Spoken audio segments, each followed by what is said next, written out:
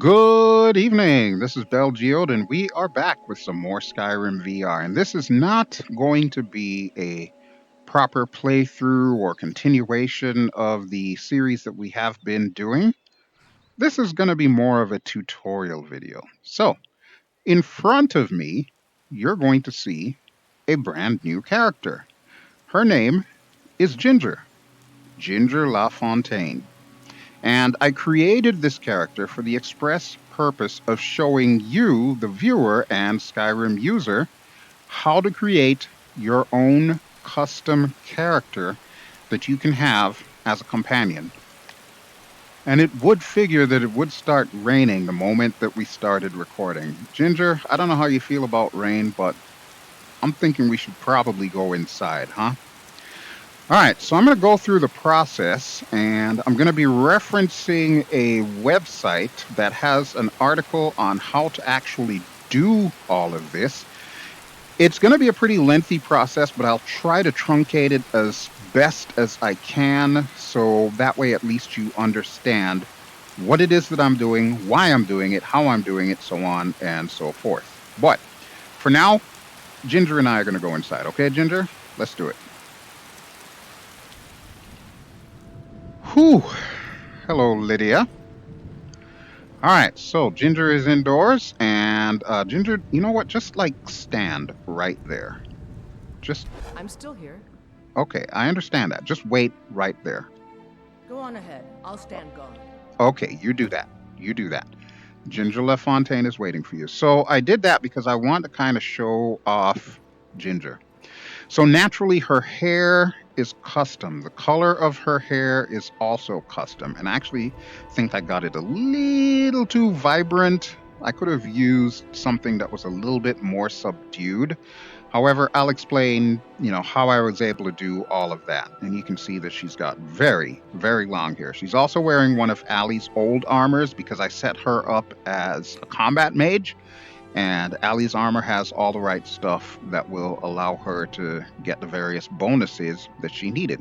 She's also level 30, just like I am. And I'm going to show you how you can do that to make her, whatever level the player is. Just bear in mind that some of what I'm going to say is also dependent on whatever follower mods you are using, if you plan on having like multiple followers, because a lot of those follower mods will also allow you to have your companion characters level up with you. So that way you don't overpower them at any given point. They will always be the same level that you are. But now that you've had a really, really good look at Ginger, let's take it from the beginning. First, I'm going to show you the website that is linked in the video description below that will help you to do what I did in order to bring Ginger to life. Okay, so step one, the website. This is the site that I have been using in order to create characters, and that comes with a caveat. This is not the original article. The original article was written many years ago, shortly after Skyrim came out and people figured out how to do this. But this is basically a rewrite of the article. The author's name, I guess they go by Juice, Juice, spaced out, I guess. And this can be found on the Level Skip website. Now, I've actually saved this site so that I can view it offline because, of course, there's a ton of ads. As you can see, there's already one on the screen or two. But yes, aside from the ads, which of course you can dismiss, there is the article itself. So, how to create a custom follower and marriage partner for Skyrim. Now, this applies to you just making a character from scratch that you want to use as a companion, or you can also use it to take characters that you've played as before and turn those characters into companions for your next playthrough, for the next character that you've created. And that is pretty much how I was able to do Ghita, Allyanis, and Tannia, and now Ginger, which of course I'm going to show you the process.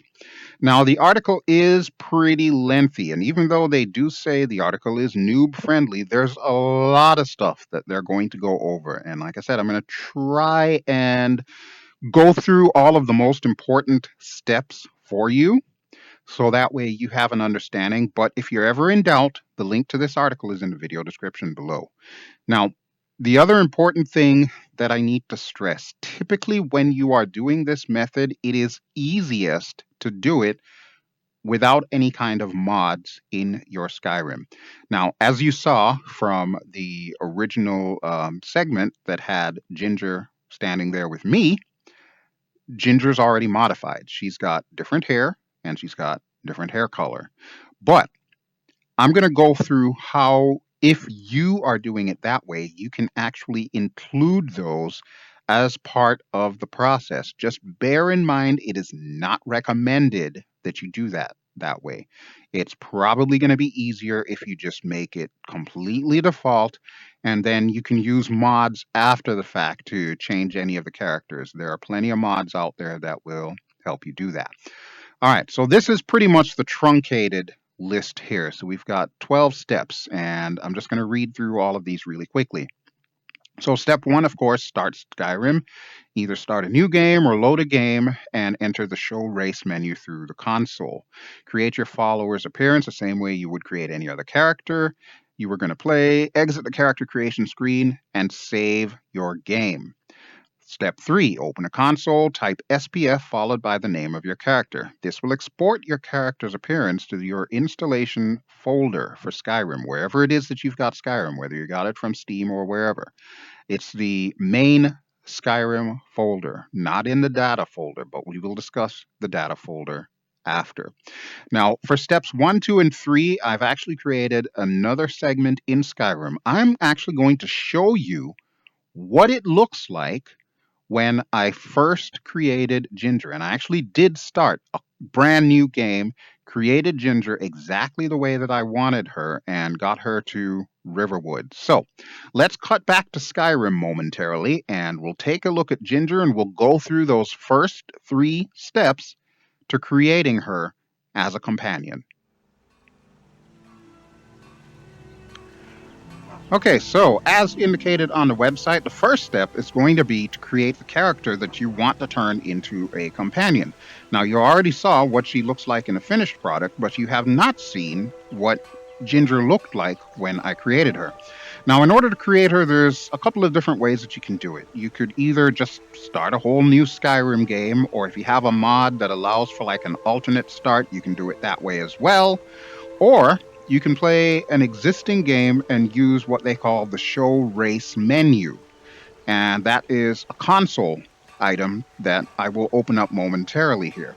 But first, let me raise my right hand and I will show you Ginger in her playthrough. So that, of course, is what Ginger originally looked like. You'll notice that her hair does look a little bit more subdued. And of course, my hands are on top of the arm of the chair. So yeah, you'll have to ignore the fact that she looks like she's got something wrong with her hands. But suffice to say, you can use either the beginning of Skyrim or the show race menu to actually make your character exactly how you want to have him or her. So let me show you the show race menu. We'll get out a third person view here, and I'm actually going to need to lift up the Oculus Rift S slightly, because in order to open up the console, you need to hit the tilde key on the far upper left of your keyboard. So you'll notice the tilde key is up right now, and all you need to do is type the word, all one word, doesn't matter if it's all caps, show race menu. So let me put down my touch controllers here so that I can actually type. Show race. Whoops. Probably help if I knew how to spell too. Menu. And that's it. So when we press enter, you'll notice that it puts us in this screen. And let me press tilde again to back out of that. All right, I'm not sure what's going on with this little wristband here. I noticed Oculus started doing that as of yesterday. But this is pretty much the same exact screen that you would normally see if you are creating a brand new character. You can do that at any point in the game. And as you can see, you can change race, which I'm obviously not going to do here. You can change your body style, your sex, the preset, skin tone, all of that kind of stuff here. You can adjust all of that in this right here. So you know all of the usual things that you can do. Now there is a mod that is called ShowRaceMenu that will also expand upon this. So that way you don't have to just rely on the default settings. And that's kind of what I'm doing here, except I'm not actually using that mod. I'm actually incorporating other mods. For example, under hair in particular, I've got two mods that are going. One is called Apache Hair or Apache Sky Hair, I think. And that is where I've got the lovely long locks that you see Ginger wearing right now. And then the other one is called Dart Hair Color, which gives you a whole palette of various colors for hair. Once you get everything sorted out, you've got her thickness or lack thereof, you've got her design and everything all just nailed down perfectly. You can close this out. It will ask you again if you want to finish and name your character. You click OK, and it pops up this little window. I just named her Ginger just for the purposes of setting up the character itself. But yes, once you click on that, you are out of there, and as you can see, Ginger's good to go. So there we go. That is step one. That's how we create our character. Now, in order to export said character, we have one more step that we need to do. So once again, we're going to need to open up the console. So tilde key. And instead of going show race menu, we want to do all caps, the letters S, P, F, and then a space. And we need to type the exact name for our character. So SPF and then Ginger. Press enter. Now it's going to look like nothing at all happened there, but that's fine. What that did is that exported all of our specific settings for Ginger into the actual folder where you've got Skyrim. It is going to be in the main Skyrim folder. You're going to see a file that now says ginger.npc. And that's going to be the basis for the rest of this tutorial. That is what we're going to use to define Ginger's quote unquote defining features as a character as we turn her into a companion. All right, so for the rest of this tutorial, we are going to exit Skyrim and we're going to get into what's known as the creation kit. And I'll talk about that in the next segment.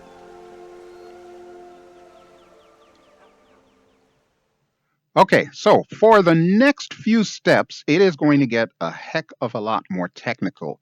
You will need the creation kit. Now, the creation kit is a free tool that you can get, especially on Steam. So if you happen to have Steam and that's how you're using your Skyrim or your Skyrim VR, you can download the creation kit. And that is what we're going to be primarily using to create our new NPC character or non-player character. So step 4, of course, is the beginning of that process. And then all the way down through step 12, it's all going to be inside of the creation kit. So before we start going through all of that process, let me at least show you where you're going to find the creation kit. All right, so this is the Skyrim creation kit. You can see my Steam here. So there's BelGeode. I am signed in. And the Skyrim creation kit can be downloaded through the little Steam interface there. As you can see, I've already got Steam VR running because, of course, we were in Skyrim. And when you use Skyrim VR through Steam, it needs Steam VR in order to do the VR aspect of it, which is fine, perfectly fine. But the Skyrim creation kit does not need Steam VR to be running, so you don't necessarily have to have this running. But you do need to install it, and I would recommend that you install it wherever your Skyrim VR is located. So whichever Steam folder you have that in, I happen to have two. There's one that contains just Skyrim, which was my very first original download of Skyrim. And then there's the other folder that contains Steam VR. I actually have my creation kit installed in the Skyrim folder. So it's going to be referencing things that I may not have in my Skyrim VR folder. So it's always best to download the creation kit itself into the folder that you've got your Skyrim VR, if that's what you're planning on using. Obviously, you can use this for just regular Skyrim, and that's fine, but put it wherever your Skyrim is what I'm trying to say. Whichever version of Skyrim it is that you're using. And of course, to launch it, we will simply click Launch. Once we've done that, we're going to go in there and get started. Now, before we actually start with the creation kit, I have to tell you a very big disclaimer on this one. It's buggy. Yeah, you knew there was a catch, and I am sorry to say that is a catch. Skyrim Creation Kit does have some problems, even all these years later. It has a nasty habit of crashing for no apparent reason. It also has a nasty habit of throwing you various errors that you can click off of by checking yes to all, but it's still a pain in the butt to deal with because of that. So, if I am to give you any important bit of advice for this entire process, save your work often. And that's all I have to say about that. So, with that having been said, let's hop into the Skyrim Creation Kit, and I'm going to walk you through the process step by step. All right, so as you can see, we've got the creation kit up, and there's currently nothing in there. When it first opens up, this is pretty much what it's going to look like, just blank with like a whole bunch of stuff on the left-hand side. There's currently no Skyrim data loaded in the creation kit, and that is really going to be our first step once we get in here. So we are right about here at step 4. We're going to create a new NPC. Now, the bigger portion of that, there's, of course, things about the editor warnings and so on and so forth, loading the Skyrim game files, the creation kit fails to save, bug, all of that stuff. And I highly, highly recommend that you read through all of this stuff because it can save you a lot of headaches. But the very first thing that we're going to want to do is we're going to want to load up the requisite Skyrim files. And this is like the base game files that we need to have. Now, in our case, since we know that Ginger's got custom hair and custom hair color, we're also going to need to load those because we want those to have an effect in her creation as a companion mod. So in order to load everything, we're going to go over here. You can either go under File or you can go under the little file folder icon there. But you want this, Data. And that's going to open up a new window. And there's several things that we need to click in order to get this done. Remember, if you're doing this from just a default Skyrim standpoint, the only ones that you're going to need to load are Skyrim ESM, and I'm double clicking on that to make the X appear, and Update. So if you don't have any mods whatsoever going on in your character, that's all you ever need to worry about. But because of the fact that I used that special hairdo for Ginger, I'm also going to need a patchy hair, and I need to scroll down to where it says Dart hair color because that's where I got her bright neon orange colored hair. So we're going to click on that as well. Now, this is also relatively important, set as active file. In this particular instance, since I am pretending that we don't have a character created just yet for the purposes of this tutorial, we're going to skip that. We're not going to set any of these items as the active file. We're just going to go OK. And you'll see what it says. You have not set a file as the active file. Do you wish to continue? Yes. It takes a while. It may pop up some things that say, this has an error, that has an error. And like I said, that's pretty much normal for the Skyrim creation kit. We can pretty much ignore all of that. So once it's done doing what it's doing, it may flash like it just did. Hopefully the video recording caught that. But you can see it is still doing its little thing in the background.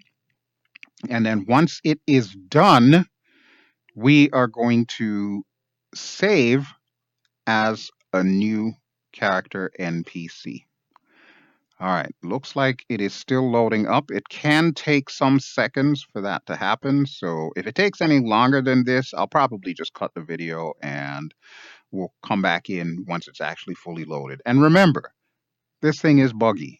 It has been known to crash for no apparent reason. I'm probably going to be saying that a lot because it's true and it does get frustrating. All right, see, this was what I was talking about. You're going to notice on the screen here, we now have something that says something about nav mesh, da da da da da da da da da. This doesn't have any bearing on anything. So when in doubt, you can always click yes to all, and that will dismiss all the warnings for that context. So we'll give it a few more seconds, let it do its thing, and hopefully it will not give us any more errors, and you should see everything in the object window here, which is the main window for the creation kit, start to populate with all the various items that are in default Skyrim. Incidentally, while we're waiting for it to load up, the render window is how we're going to get a little preview of our character as we're creating her. And at the bottom, there is another window that will tell Skyrim exactly where we want this character to be first found when the player encounters them. All right, so this is loaded up, and by default, you'll see it set to actors. So this list right here is literally every single default character or I don't want to say animals, but I guess important animals, like vampires, werewolves, that kind of stuff, draugrs. Everything is listed here. All your named characters, some of this might look familiar to you if you've ever run across any of those characters. They're all there.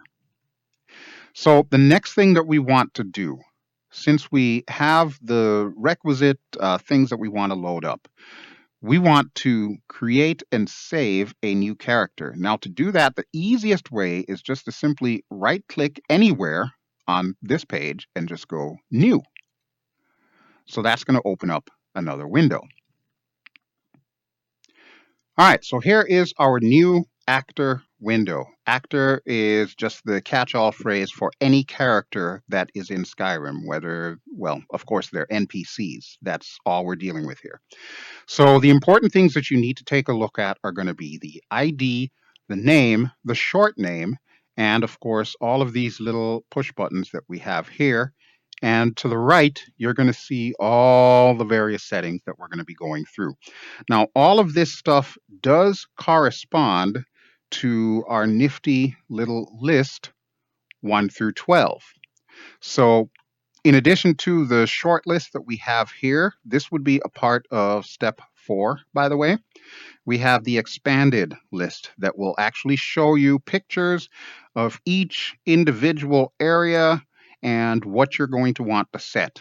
So now the important thing is we're going to want to give it an ID. The ID can be anything, but typically how you want to represent it is the character's name, whatever their name is going to be. Do not use spaces for this. So in the case of Ginger, her name is Ginger LaFontaine. You can use capitals and lowercase. You cannot use spaces. So make sure you set that up in the ID properly. And then under name is how you want her name to appear in Skyrim. So that would actually be Ginger space LaFontaine with a capital L and a capital F, because that's just how I did it. The short name can be just her first name or her nickname. So obviously in her case, Ginger. That's it. All right. Now, once you have that set up, just the bare bones, the other important things that you will want to click: unique and essential. Now, why do you want to do those? Unique will tell Skyrim there is only one of this character in the entire world of Tamriel. You do not want to forget clicking that because it will tell Skyrim to create multiples of them. For example, think about like the Draugrs or the guards, they all look the same, right?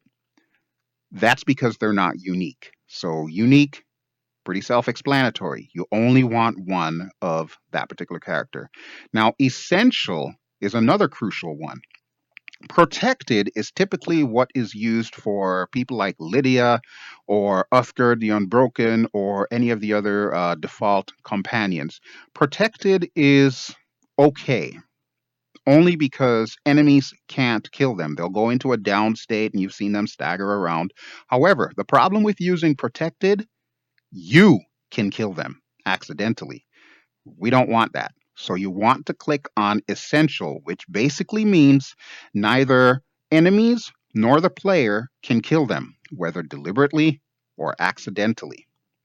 All right, now at this point in time, once you have those basic items filled out, you're going to want to click OK just to close this window out, and we will refer back to this window in a few.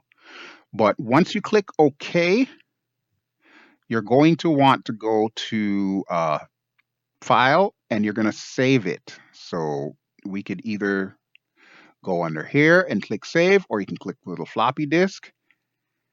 And at this point in time, it's going to ask you where you want to save it. So you can see my Skyrim data is all up there, and it also shows me all the various mods that I have. So you're going to want to name it a particular file name. And typically what I will do whenever I create NPCs is I use their first name plus the letters NPC. That's it. That's all you need to do. It knows to save it as an ESP file. This is the beginnings of the actual file that Skyrim is going to read from. So in the case of Ginger, I'd simply named it Ginger NPC. Remember that name because you're going to need to load that as a mod in order for Skyrim to recognize it. All right, so that's the bare bones basics. Now, for the rest of the tutorial, I'm actually going to go through everything step by step, but I'm going to use the existing file that I created for Ginger rather than, this blank template that I was just showing you. So we're going to cut to that in a moment. Okay, so we're going to open up Ginger's file now. So again, we have Skyrim as our main file, update as our secondary file, Apache hair in order to have her have the long hair, and Dart hair colors to have her have the bright orange hair. Now, this is Ginger's NPC file. If you're creating your own brand new NPC, this is going to show up in the list of the various options that you have, and you can simply open it with that. You may need to do that whenever you encounter a crash with the creation kit. But the important thing is you need to make sure you click on Set as Active File. So you'll notice it says it right there, Set as Active File. You want that because that's how the system knows we're working on Ginger now. We click OK. It's going to take a few seconds, and I will be back once it is finished loading. All right, so we have Ginger's file loaded up. And as you can see on our step-by-step guide here, where it saved the mod, so we are now going to find Ginger in the list of actors. And of course, everything's alphabetized, and it's a very long list, because remember, it's every single character in Skyrim. So we've got to scroll down until we find Ginger NPC. I would imagine she'd be before guards, right? Yes, there she is, Ginger LaFontaine. And it even shows you her Skyrim ID. So if you ever want to find her in the world, you can use that ID to do so. And we're going to double click on her to open it up. So that's going to give us the exact same window that we just looked at. That is the main window that shows us our character. And then we'll start going through the other steps to really flesh the character out. Now, it's important when you're thinking about the character to define what kind of play style you want this character to have. That's going to be pretty important. Now, there are a few notable things that you're going to want to make sure that you have set up ahead of time. One of which is going to be the race of the character, and of course, the sex of the character. And the other is going to be the voice.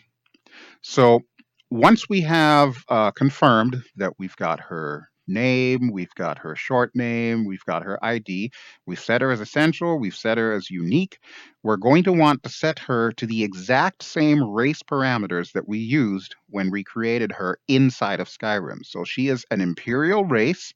She is female, so we check mark that. And the rest of this you can leave as default. So none, height as 1, weight as 100, because of course you know me, I like my girls thick.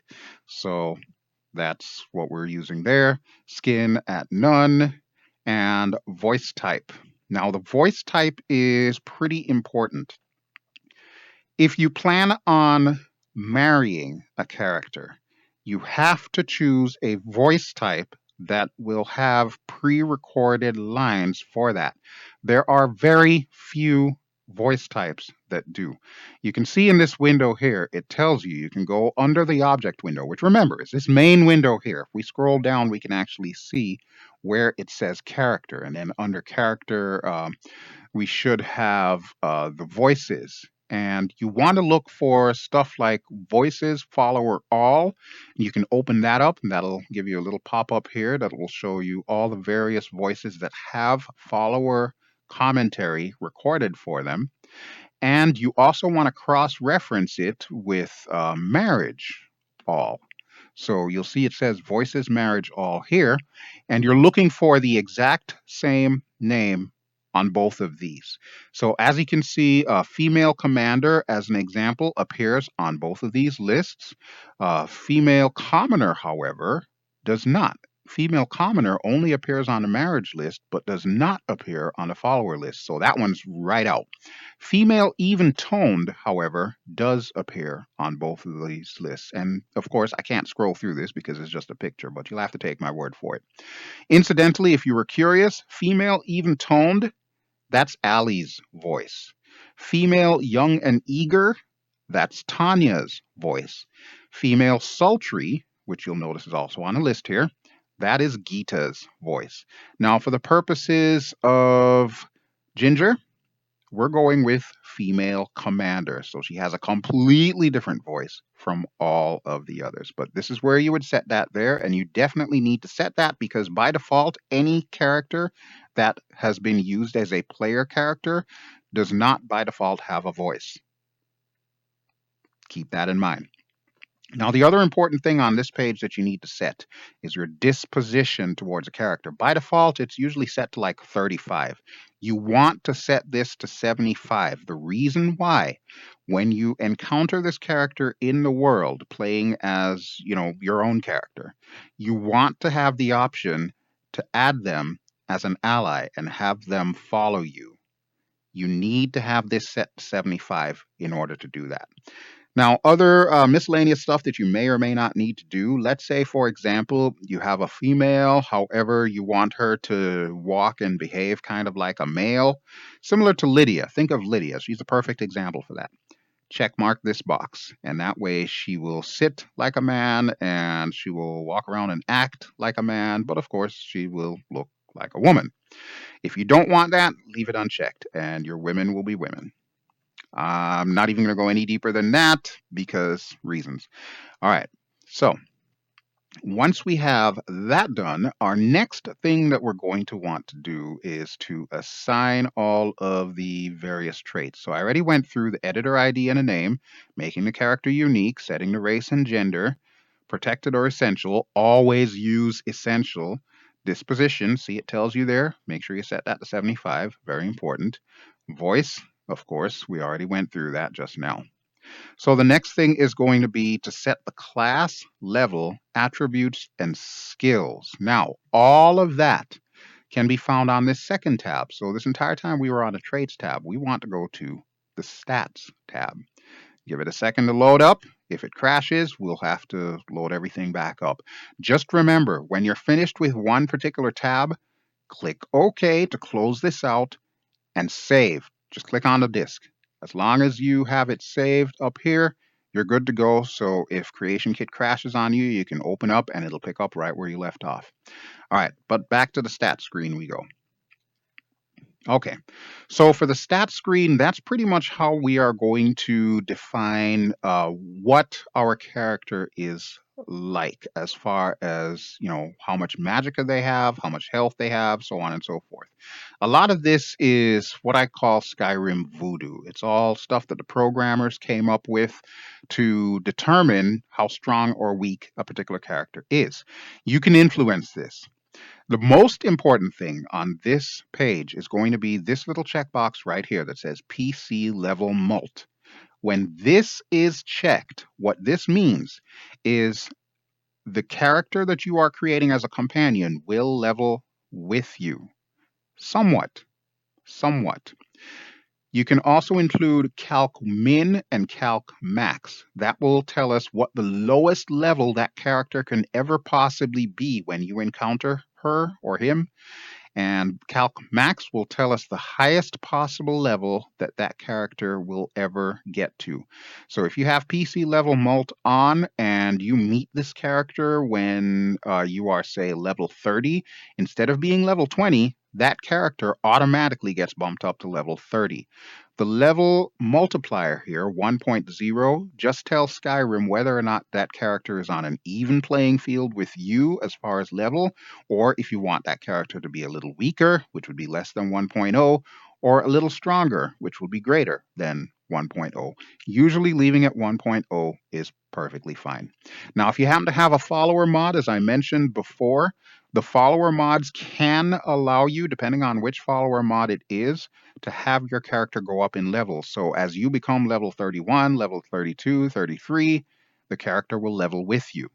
But in just default Skyrim, even with this thing clicked on, if I meet her at level 30 and then I continue playing through and I end up becoming level 80, she will not automatically level up with me. That's where you need follower mods to help you with that. So just keep that in mind.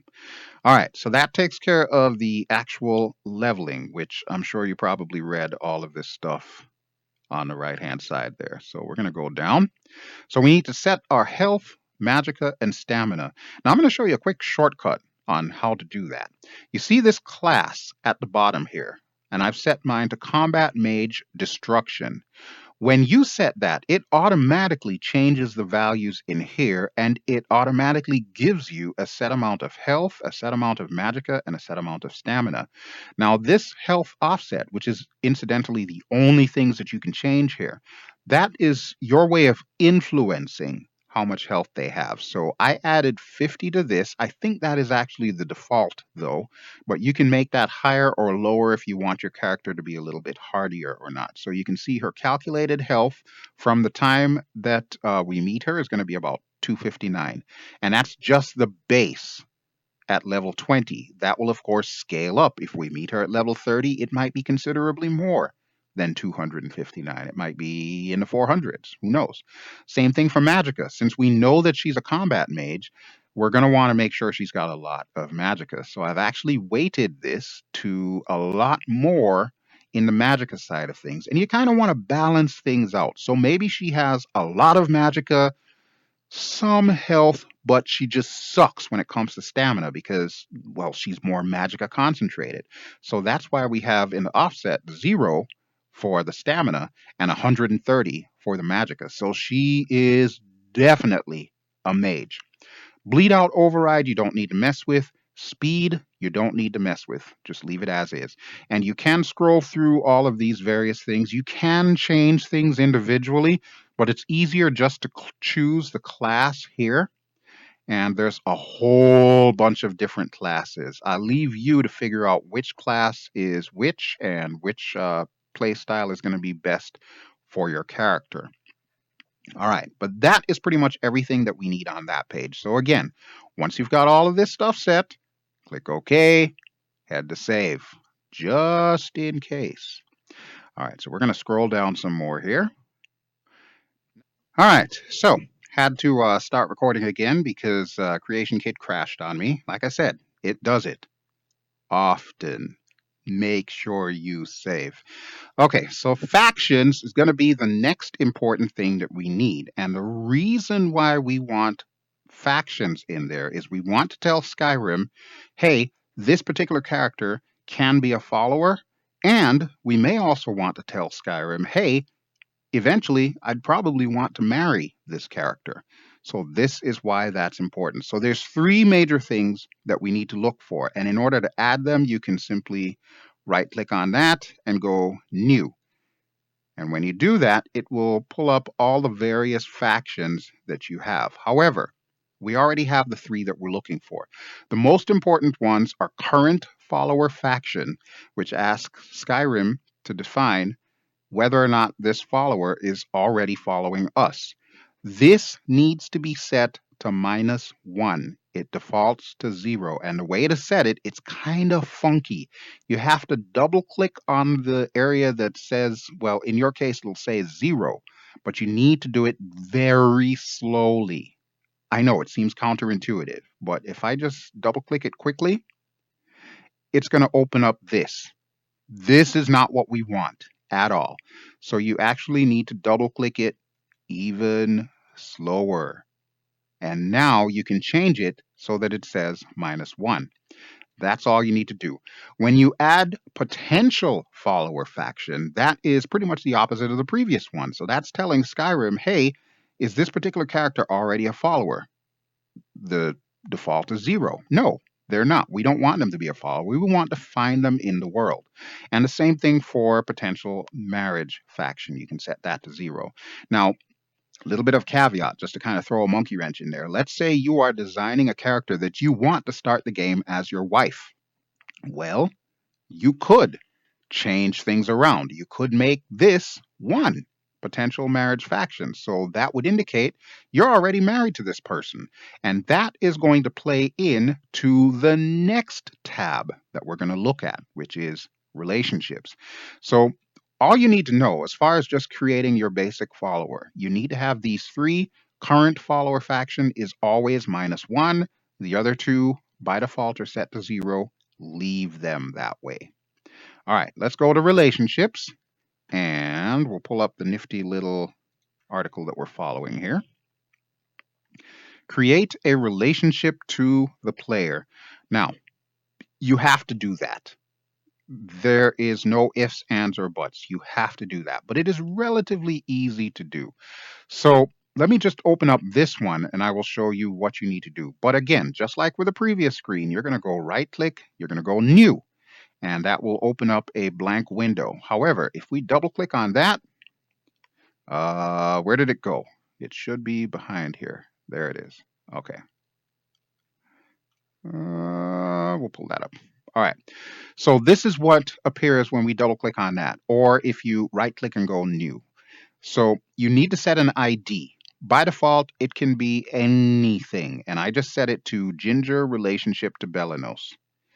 Now, the parent NPC will always be the ID name of your character, Ginger LaFontaine. So there you go. That just automatically pops up. The child NPC, in our case, is going to be the player. And the relationship level, this is where it gets a little funky. It always has to be ally.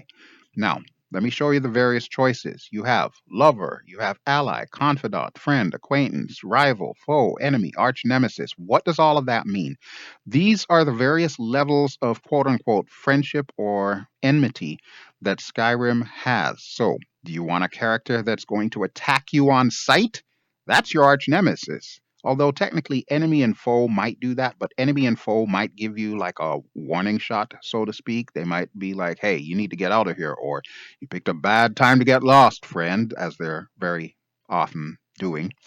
Rival, same story. They may not attack you on sight, but they're not your friend either. Acquaintance, that's pretty much any of the people that you meet in town that you've never spoken to. Friend is good. However, friend also means that even though they may help you out and they may follow you on quests, they're not going to help any other followers or any other citizens or anything like that. Confidant is just slightly above that, but honestly, no one really uses that. Same thing for lover. Although, I guess in the case of lover, if you were trying to set up a follower that was already married to you, you can set it to lover. And basically, that will tell Skyrim, hey, start using the marriage dialogue for this particular character because they're already hooked up. But ally typically is what you're going to go with. So keep that as ally. Association is none. You do not need to even mess with the secret box. Just leave it alone. Once you have that set, you can click OK. I'm going to click cancel because I already have it set. And we can move on to the next thing. And again, don't forget, click OK, click save. I can't stress it enough. All right. So the next thing that we're going to talk about is the AI packages or setting up the AI data. Now, there's really not much that we need to do about that. By default, all the minor characters and everyone gets a standard sandbox AI. If you're wondering what a standard sandbox AI is, think about, for example, everybody in Whiterun. What do they do during the course of a day? They walk around, they might talk to other characters, they might just lean up against a wall, or, in the case of the kids, they might run around and annoy you, asking you for money and stuff like that, or, telling you that they like to beat up other kids. Typical stuff like that. That's just the sandbox AI. By default, every character has it. You really don't need to mess too much with that. However, for the AI data, that is something that you're going to want to set up. So we're going to bypass where it says AI packages, and we're going to bypass where it says keywords, and we're going to go to AI data.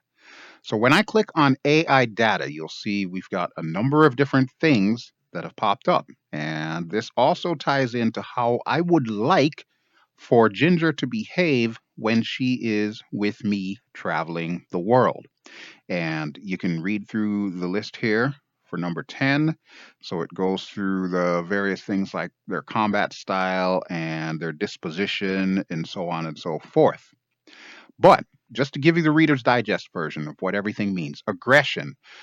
I want her to be aggressive. I don't want her to be totally aggressive that she will just attack anything in sight that even looks at us funny, but I also don't want her to be timid. So aggressive is the default for that. You don't want her very aggressive or frenzied.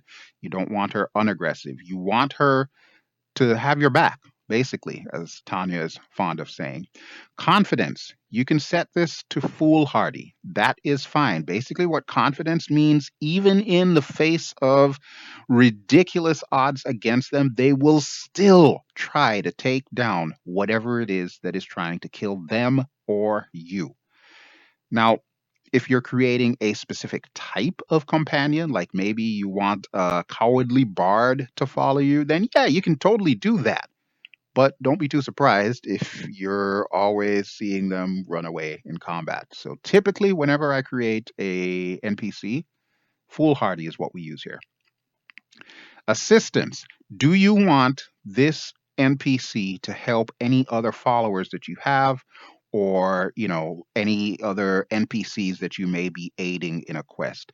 Typically, you keep that on helps, friends, and allies. You don't want to have it on just help allies because they might help, say, Lydia, for example, but they may not help Ghita, Tannia, and Allyanis. So keep it on that one. Mood. Do you want a character that's running around with you that always has a happy face, or is just plain old RBF, and you know what RBF stands for? Or do you want someone who is always sulking or disgruntled and so on and so forth? That's all of this stuff here. For this one, usually I have everyone set to neutral because let's face it, I like the RBF. So, all you women out there with RBF, you're good in my book. But for the case of Ginger, I wanted her to have a happy face. So, there we go. Energy, we don't need to worry about. Leave it as it is. But morality is extremely important. Do you want a follower that's going to snitch on you when you try to steal, Medesi's, whatever it was, his ring or something like that? Whatever the quest is in Riften. You don't want your follower to snitch you out and you have to do jail time because Rattington decided to rat you out. So you need to set this to any crime. And that way they will always have your back. And if they're questioned by the Skyrim CIA, they'll be like, I know nothing, man. I know nothing. All right. Combat style is also an important thing, and it can be a little intimidating. You may want to read up a little bit more about what all the various combat styles are, but these are the AI packages that Bethesda programmed by default for each particular type of character in the game. Since we know that Ginger is a combat mage, I wanted CS human magic. That tells her that she's going to do her magic spells or she's going to have a preference over using weapons or particular spells over, like using a sword and board or sword and shield. That's what that does. There are other types of magic. There's dragon magic, there is elf magic, and stuff like that. You don't want to use those because you may get some really weird behavior that is intended for those kinds of characters and not for a human. Although, if you have like a Khajiit, that's a whole different ballgame. I don't know 100% if there is a Khajiit magic. There might be, but you can get away with using human magic for Khajiit because they're kind of humanoid. So that'll work. All right. But that is all you need to mess with on the AI data. Again, we're not going to worry about AI packages. In fact, you can see everything here is just pretty much nil. We don't have anything that we need to worry about here. So the other two things that we're going to pay attention to are going to be the inventory, the spell list, and of course, we're going to need to get our custom information for Ginger into the creation kit so that way she actually looks the way that we want her to look. But all of this stuff that I've shown you so far is extremely important to setting up how you want that character to function in Skyrim. All right, so we're going to scroll down. This is optional. However, I would highly, highly recommend that you do it. So you may have noticed that with Skyrim followers, they always have a bow and arrow in their inventory. I hate that. If they're going to use a bow and arrow, I would like it to be something that I give them. Read through this at your leisure, edit the dialogue follower quest, and it will show you how to get rid of that default bow and arrow, which will keep showing up even if you have a mod that allows you to get rid of it. It will keep coming back. Incidentally, it is on this side under quest. So you can look through that, follow the little guide there, and it will show you how to do that. But let's say we want to equip our follower. What do we want our follower to have as their default thing? That's where this window comes in, the inventory. All right, so the inventory window is loaded up now. And really quick, we want her default outfit to be the Tavern Wench outfit. So you know what that looks like. That's that green and yellow dress and, of course, the boots. So when you select this, it will automatically pop up on this side what that outfit consists of. If we wanted to change that, we've got a whole list of various outfits that each and every character has in Skyrim, whether it be, the guards or the Imperials or stuff like that. You can set it to whatever you want. The only thing I would not recommend is not setting it to something like, say, the Terra armors, which probably won't even show up on that list anyway, because that is a mod. You want to stick to default clothing for that character. Now, in addition to which, under here, if you want your character to have special weapons, this is where you add them. You simply go new. And when you open up new, it's going to give you, well, actually, no, I think this is opening up something completely different here. I don't want this. But it is supposed to allow you to add different objects to this. So, say, for example, you want her to always walk around with a staff by default. You can do that. And this is where you're going to do that. For now, for the purposes of Ginger, we just want her to have her Tavern Wench outfit. She's a mage anyway. She really doesn't need any weapons. She's got these hands. And that ties into our next thing, spells. So for the spells, this is where you can assign what your character knows by default. And typically, what I will do is I will give them some basic spells that I would like for them to have. The important caveat with this section here, always choose a spell that has either a left hand or a right hand. It doesn't matter if it's the same exact spell and you just put the one for the left and the one for the right. That's fine. But you always want to choose a spell that has left and right hand. The other caveat, stick to combat spells or spells that will heal that character only. Skyrim AI is a little bad without mods. They will not heal other characters, but they will heal themselves. They will not do a lot of the alteration spells and stuff like that because there's really no need for them to do that in a combat state. They may do stuff like oak flesh, to protect themselves, to raise their armor for a limited period of time. They may also do stuff like mage light, which we have seen in this past video series that I've done.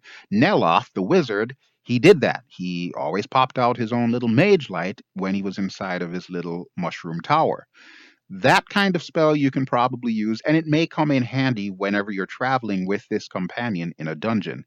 Since I wanted for Ginger to be completely fiery, all the spells that I've given her here are fire related. So she can conjure a flame atronach with the left hand.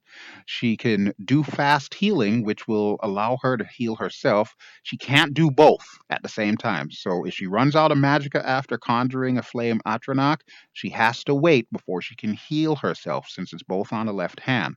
And then for the right hand, that's her quote unquote attack hand. So I have her throwing fireballs the same way that Allie would. Plus, I also have her using flames. Again, she cannot use both at the same time. She can only use one or the other. So, in this particular instance, since her AI package is set to being a combat mage, what she will most likely do as her opener, she will conjure a flame atronach, and then she will launch a firebolt at an enemy that is at a distance. As the enemy gets into melee range, before she starts resorting to using daggers or swords, she's going to use the flame in the right hand. And if she happens to get hit from that enemy, she's going to use the left hand to do the healing. Of course, by that time, the rest of the party should have already taken out the enemy. But if she was just traveling by herself with me, then she would probably switch back and forth. So be careful what kind of spells you give them by default. Try to choose something that's a little bit sensible and try to think how you were playing that particular character. What spells did you use most in combat? And base it on that. And the last thing on this page that I want to touch on is the perks. Now, there are many, many different perks in Skyrim. The only one that I recommend you use, because it is a lifesaver, literally, is Lightfoot. That's it. And to add it, you would simply right click and go add. It'll show you the list of all the perks. Look for Lightfoot, put it in there. Trust me on this one. I'm sure if you've watched the entire series of videos, you've seen plenty of times where Ghita or somebody else stepped on a trap. Why? Because when I created Ghita as a character, I forgot to give her the Lightfoot perk. So she's always going to trigger traps. Lightfoot prevents that. All right, so we've gone through all of the nuts and bolts, but the one thing that we have not yet done is we have not yet imported what our character looks like. So we've gone through all of that, and that is step 13. Notice our original thing only went to 12 steps, so it ends right there. But this is probably the most crucial part to the entire thing, is going to be importing everything that we set up in either the character creation or show race menu. And to do so, I'm going to show you, if you recall, we had done that SPF space character's name. That created this file in my Skyrim VR folder, my main Skyrim VR folder. So Ginger NPC. This is what we're going to be importing into the character creation to tell the character creation this is what Ginger is supposed to look like. Now, since I'm using mods such as the CBBE mod for my female body shapes and so on, and the Bijin skin for the female face and whatnot, it is going to look a little bit different. But character gen parts is where we want to find all of the defining attributes that our character looks like. So you'll notice there's a nifty little button here that says Import. And when we click it, it will open up our folder. Right now, it's opening up just my regular Skyrim folder, so I would need to guide it over to the Bonnie drive, the J drive, where I have my Skyrim VR and also that file that I just showed you. But that's what we want to import. So we're going to be looking for ginger.npc. We're going to click OK, and it is going to import all of the settings that we have for Ginger, and everything will appear here and here. Now, you may need to tweak some stuff because, especially if you're using mods like I am with the case of the Apache hair and the Dart hair colors, some of that stuff is not initially recognized by Skyrim. But we need to see what our character looks like. So, what we can do is we can click on head or full. And usually I'll go head first, and it looks kind of weird. So, when I click it, you will see. First, we're going to get this thing. That's fine. Just click yes to all and give it a second there. Okay, so you can now see on the right hand side in the render window, it looks kind of funky. That is definitely her hair, but that is not her proper hair color. So under hair color, where it says default, we can scroll through a whole list of hairs, and these are all where the Dart hair colors come in.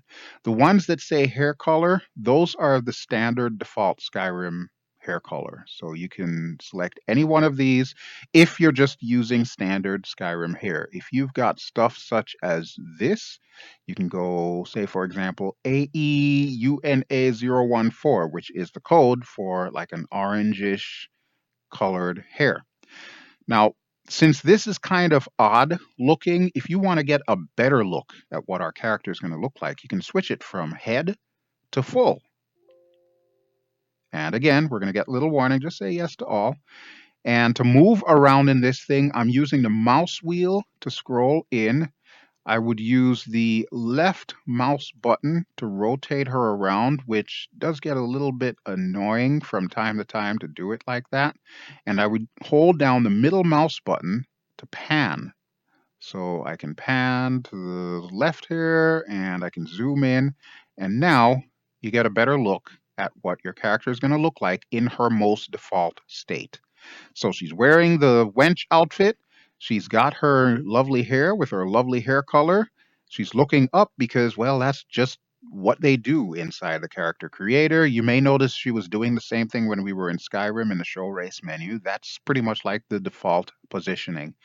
But other than that, she looks pretty much exactly like she's supposed to, except she's missing the CBBE body and she's missing the Bijin skin, all of which will be added once we get her into Skyrim. Now, that is the last and possibly most important part. So we're going to go back to our little thingy-mabobber here. And I know this video is getting a little longer, but I always try to do stuff in depth, so please bear with me.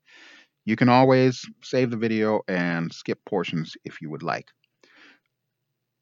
All right, so once we have her exactly the way we want her, the other thing that we are going to want to do, aside from closing this out and saving, we are going to want to export our follower into Skyrim. So everything that we've done here was pretty much bringing her into the character creation to assign all the various attributes she's going to have. But we now need to export all the settings that we're looking at here in a written format, and of course with the preview here, back into Skyrim as officially what this character is supposed to look like as an NPC. How we do that is, of course, we click OK, and we save just to be on the safe side. We're going to find our character in the list, single click on her right there, and we're going to be issuing a key command. So the command is this, Control F4. I'm not going to do it now because I've already done it before, but I am going to explain what will happen when you do that. And actually, you know what? I think I can do that because I don't think it's really going to overwrite anything. So we want to select Ginger. That is our character that we're working with, and we're going to press Control F4. And you'll see it says export face gen data for all selected NPCs. Tell it yes. What does that do? That creates three very important little files that Skyrim needs. In your data folder, wherever your Skyrim VR is or your regular Skyrim, you're going to see two folders amongst others. One is meshes, the other is textures. It's going to make three files. The first one goes in meshes, which basically tells the game what this character's face looks like. And it will have like a series of numbers and then it'll say .nif. It will be inside the mod that is named after the ID. So it's going to say Ginger LaFontaine and it's going to show you inside of that folder these files. So this is where you're going to see them. And you can check in these folders after you do that Control F4 just to make sure that it did in fact export. If it did not do that, it is going to cause issues with your character. You may end up with what they call the black face bug, where you have like an African looking character on a white character or something along those lines. Or you may be missing things like war paint or scars, anything that you have assigned in the game initially, exported from the game, brought into the character creator, and added to your character. If you do not have these three files, it will forget all of that. So make sure that you do this Control F4. That is probably the last most important thing that you need to do. Once you have that done, the very last thing that you need to do is you need to figure out where you're going to put your character. And that is where this window comes in. This window here, the cell view, this is a list of every single space in Skyrim. And you can see the editor ID names, and it actually tells you whether or not this is an interior or an exterior space and what the name of it is. Every single house that is in Skyrim, every outside area, like all the various cities or, the world itself, which the world itself will be listed as Tamriel. So if you just want to have her roaming around the countryside, you can choose the Tamriel cell and put her there. For the purposes of Ginger, what I did was I actually put her in Falkreath. Why? Because Falkreath is the closest to my house. So I think I put her in the bar there, which is called Dead Man's Drink. So you can actually double click on Dead Man's Drink, and it is going to show you the render window. When this pops up, you can just safely ignore that. Again, that's just one of those weird things that the Creation Kit does. But give it a second. Hopefully it won't crash. If it does, of course, we'll make another take. But yes, eventually what will pop up is the render window will come back and it will show you like an orthographic view of the inside of that bar. And then to get your character in there, it is as simple as finding a nice empty spot in said bar and dropping your character in there. So this is the bar here. And it works kind of similar to that preview that we saw. So you're going to want to use your scroll wheel to scroll in and out. You can already see Ginger in her spot there. And if you want to change your view, you can hold down the Shift button and just basically move your mouse. So that will show you all the various things that are in this bar. You don't have to put her on any of these little funky icons that you see. Just find an empty spot and literally click your character, hold down your left mouse button, and drag her onto this screen in a nice spot. If she ends up sitting in the ground or something like that, I believe you can press the Z key and that will pop her back up to whatever the surface is. But if we zoom in a little, you can already see that she is pretty much on the ground and she's right next to this other lady that's working as a barmaid there. So this is where we are going to meet Ginger once we actually get into the game. And then, of course, the last and most important thing that you want to do, save the file. That's it. Once you have this file saved, if you're using Vortex mods or any of your other mod importers, go ahead and use Vortex and load the file in the mod order, and that way you will be able to see your character in game. everything goes according to plan and you followed everything basically to the letter, you will have a character that's just kind of chilling here in the bar. When you run into her, she's going to treat you as a friend, and you'll immediately have the option to recruit her as a follower. You can see it'll say, I need your help. I think that's the default line that they use. You just simply say, I need your help. She will follow you. She's now your bestie, and you can take her everywhere. You don't have to worry about accidentally killing her. Now, the other important thing to remember, she doesn't have any gear aside from what you have given her in this little creation thing that we just did. So at that point in time, maybe you want to craft her some gear, maybe you want to buy her some gear. She will use it, but it needs to be better stats than what she may already have. And that's deliberately why I did not give her any weapons or any armor and just put her in regular old clothing, which means she will accept any armor that I give her. She will accept any swords or weapons that I give her, which you saw that at the very beginning of this video. She's wearing Allie's hand-me-downs. And that is basically it. I know I have covered a lot of stuff, but if you have gleaned any knowledge from this and now know how to do this all yourself, that's fine. Then it means that I have done my job. All right, so one last time, let's hop into Skyrim and we're going to check out Ginger. Bear in mind, her hair is going to look a little bit different because when I did her for the test, I had used the brighter hair as opposed to what she's got right there. All right, so as you can see, this is the finished product, as it were. This is Ginger, and she's got her happy face on all the time, and she's just a rare treat to be around. Okay, so for the very last thing that we're going to do, I'm going to show you how her combat works. So let's go ahead and get our weapons here. And we need a volunteer. Any guinea pigs around here? I thought I saw a giant over there. Ginger, let's see if we can find a giant. Oh, let's check out her voice really quick. So when we talk to Ginger... What can I do for you, friend? That is the female commander voice. So I can tell her, well, I need you to do something. Fine. What? Okay. And we're going to head over here and see if we can find a giant. I'm going to run a little faster here. I know I saw a giant around here somewhere. I would figure they probably don't want to play with us because they know what's coming next. Okay. Is he out of range? He is out of range. So I'm going to get a little closer to him. And I can tell her wait there, but I don't want to tell her wait there. I want to tell her attack giant. That it? That's it. Kill him. You're not going to kill him, are you? All right. Well, you know what? Follow me. And... You've stopped. What is it?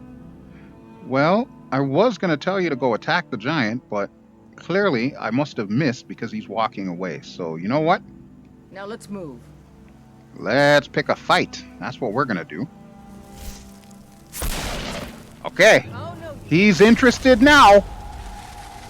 You're doing great. You got this, Ginger. I believe in you. Notice the first thing that she did was she called the flame Atronach. And now she's in melee range, so she's using flames. And I'm going to help her out here with chain lightning. Because I set her to essential, I can never kill her. But I can upset her if I hit her enough times. But there we go. Well done, Ginger. Well done. And see, she automatically switched to the axe that I gave her, even though she really didn't need to use it because she primarily uses fire magic. And of course, her little friend over there. So now we can loot this guy. Oh, look at all the crap he's got on him. Oh, yeah, I'm taking all of this. Except the Warhammer. I have no need for a Warhammer. So there we go. Ginger, you did a great job. And what are you attacking now? Oh, the mammoth. Okay, well, I'm going to let you handle that because you are clearly the boss. She is the redheaded boss. Oh, she's losing health. I can help her. I'm going to help her. Let's see. Let's make this quick here. Healing hands. No, I don't want to heal him. I want to heal her.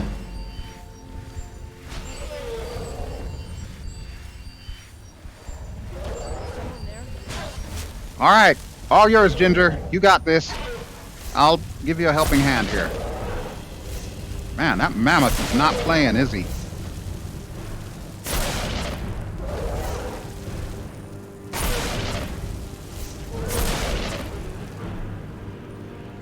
Oh, he dead. I say you, he dead. Well done, Ginger. Well done. Let me give you another heal here. You feeling better? Very well done. All right, so now that we have accomplished that, I really don't want anything off the mammoth. Let's see if we can find a good place to call it for today. I think this nice empty spot should be perfect. So we'll go ahead and put away our weapons. And there we go. So that, folks, is it. That is how you create a custom character that you can have following you around and with the potential of marrying them at a later time. I know it was really in-depth. It was a really long video, but like I said, you can always save it and come back to it. Don't forget the link to the article that I have used to create this character is in the video description below, as well as the list of all the mods that I've used in this Skyrim playthrough. I sincerely hope that this has been helpful to you. If it has, or if you were just simply entertained by it, please feel free to give me a like. And don't forget to subscribe if you haven't already done so. I don't know when I'll be back with more Skyrim, but we definitely have a lot of other stuff on the channel, especially all the flight simulation related material. So thank you as always for watching. This has been BelGeode, and on behalf of my new bestie here, Ginger, we are signing out. Ciao!